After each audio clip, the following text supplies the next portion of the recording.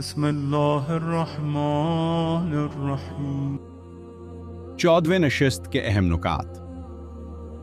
हम दुआए इफ्तिताह पढ़ते वक्त इमाम ज़माना की हुकूमत और उसकी खुसूसियात के बारे में अल्लाह से मुनाजात करते हैं। अल्लाहुम्मा इन्ना नरगबु इलैका फ़ी दौलतिन करीमा। ए अल्लाह, हम तुझसे एक बाइज़्ज़त करीम हुकूमत की ख्वाहिश रखते हैं।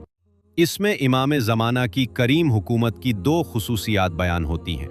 इस्लाम और उसके मानने वाले अजीज़ होंगे, निफाक और मुनाफिकीन जलील होंगे।